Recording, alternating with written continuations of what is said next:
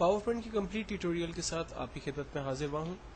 Power point एक ऐसा software है जिसपे मल्टीमीडिया प्रेजेंटेशंस बेसिकली क्रिएट की जाती है और ये प्रेजेंटेशंस आम तौर पे अक्सर आपने लेक्चर्स के अंदर स्पीकर्स को देखा होगा कि वो ऑडियंस को जब लेक्चर डिलीवर कर रहे होते हैं तो उनके साथ एक मल्टीमीडिया प्रेजेंटेशन चल रही होती है। इस तरह की प्रेजेंटेशंस आम तौर पे पावर पॉइंट पे डिजाइन होती है। पावर पॉइंट को स्टार्ट करते हैं। सबसे पहले start all programmes, Microsoft office 2007 के फोल्डर के अंदर हम माइक्रोसॉफ्ट ऑफिस पावर पॉइंट 2007 पे क्लिक करते हैं। पावर पॉइंट स्टार्ट हुआ। एक तरीका यह है इसको लोड करने का। दूसरा स्टार्ट रन, और रन में जाकर हम लिखते हैं पावर PNT, ओके करते हैं। पावर पॉइंट हमारा स्टार्ट हो गया। जब हम पावर पॉइंट को ऑन करते हैं तो सबसे टॉप पे प्रोडक्ट का नाम, इसके बाद 7 डिफरेंट टैब्स जिसमें home, insert, design, animation, slide show, review and view के टैब शामिल है। हर एक टैब के अंदर डिफरेंट ऑप्शंस हैं जिनको यूज करते हुए हम प्रेजेंटेशंस को मजीद अट्रैक्टिव और खूबसूरत बना सकते हैं। ऑफिस आइकॉन हमें नजर आ रहा है। इस ऑफिस बटन की मदद से हम अपने बेसिक तमाम ऑपरेशंस परफॉर्म कर सकते हैं। तो स्टेप बाय स्टेप हम इन तमाम चीजों को डिस्कस करने की कोशिश करेंगे। स्टार्ट करते हैं। ऑफिस बटन की मदद लेते हुए हम लोग एक न्यू प्रेजेंटेशन ओपन कर सकते हैं। हम वो प्रेजेंटेशंस जो हमने पहले से बनाई हुई है ओपन की मदद लेकर उन प्रेजेंटेशंस को हम आसानी से ओपन कर सकते हैं। अगर मैं अपनी प्रेजेंटेशन को सेव करना चाहता हूं तो मैं सेव कर सकता हूं, जबकि सेव एज की मदद लेकर मैं अपनी प्रेजेंटेशन को किसी दूसरे एक्सटेंशन में और किसी दूसरी लोकेशन में सेव कर सकता हूं। आमतौर पर ऑफिस 2007 में बनाई हुई फाइल्स ऑफिस 2003 के सॉफ्टवेयर पे नहीं खुलती है। इसकी वजह यह है कि हायर वर्जन कभी भी लो वर्जन सॉफ्टवेयर को सपोर्ट नहीं करता।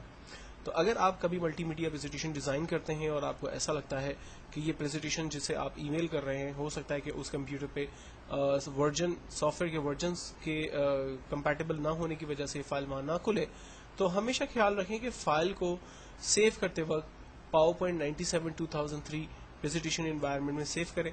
इससे आपको फायदा ये होगा कि वो तमाम सॉफ्टवेयर जो कि पूरा लो वर्जन सपोर्टेड हैं, यानी ऑफिस 97 से लेकर करंट 2010 तक के जितने भी सॉफ्टवेयर हैं उन तमाम पर ये फाइल्स आसानी से खुल जाएंगी। देन उसके बाद अगर आप ये प्रेजेंटेशन ईमेल करते हैं, अपलोड करते हैं और आप चाहते हैं कि बगैर पावर पॉइंट एनवायरनमेंट के ये फाइल कहीं भी खुल जाए। देखिए, जब आप पावर पॉइंट 2003 एक्सटेंशन पे सेव करते हैं या पावर पॉइंट प्रेजेंटेशन के अंदर फाइल को सेव करते हैं तो फाइल को एक्सटेंशन मिलता है PPT, और ये फाइल उस कंप्यूटर पे खुलेगी जहां पर पावर पॉइंट मौजूद होगा। जिन कंप्यूटर्स में पावर पॉइंट नहीं होगा वहां पर ये फाइल्स नहीं खुलेगी। लेकिन अगर आपने अपनी फाइल को पावर पॉइंट शो के अंदर सेव कर दिया तो ये हर उस कंप्यूटर पे खुल जाएगी जिसमें पावर पॉइंट हो या ना हो। इसे पावर पॉइंट सपोर्ट होने की कोई नीड नहीं है। मैं इसकी एग्जांपल आपको देता हूं। मिसाल के तौर पर मेरे पास ओपन के अंदर यहाँ पर कुछ रीसेंट फाइल्स मौजूद है।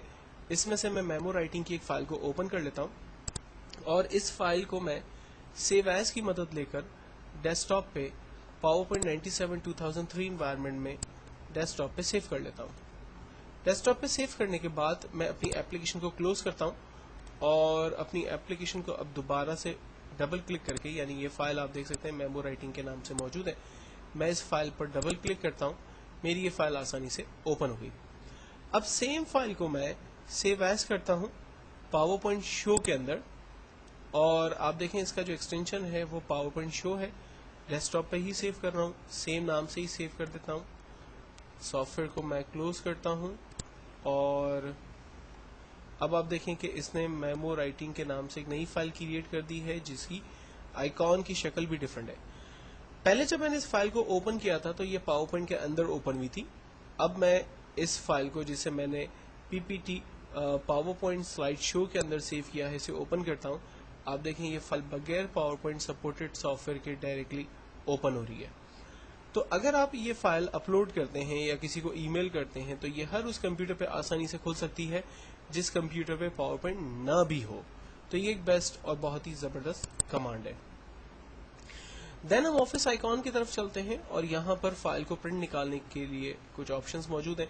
अगर आपने फाइल के प्रिंट आउट निकालने तो आप प्रिंट की कमांड का इस्तेमाल करते हैं। प्रिंट किस प्रिंटर से निकलेगा वो आप डिफाइन करेंगे। तमाम स्लाइड्स प्रिंट निकालनी है तो ऑल करेंगे, اگر آپ سلیکٹو سلائڈس پرنٹ کرنا چاہتے ہیں تو آپ ان سلیکٹو سلائڈس کے نمبر یہاں پر ڈیفائن کریں گے. فار ایگزامپل میرے پاس 1 of 20 سلائڈس ہے اور میں اس میں سے صرف 1 of 10 سلائڈ جو ہے وہ پرنٹ کرنا چاہتا ہوں, تو میں نے یہاں پر ٹائپ کیا 1-10, تو ٹوٹل 10 جو ہے وہ سلائڈس ہی پرنٹ ہوگی.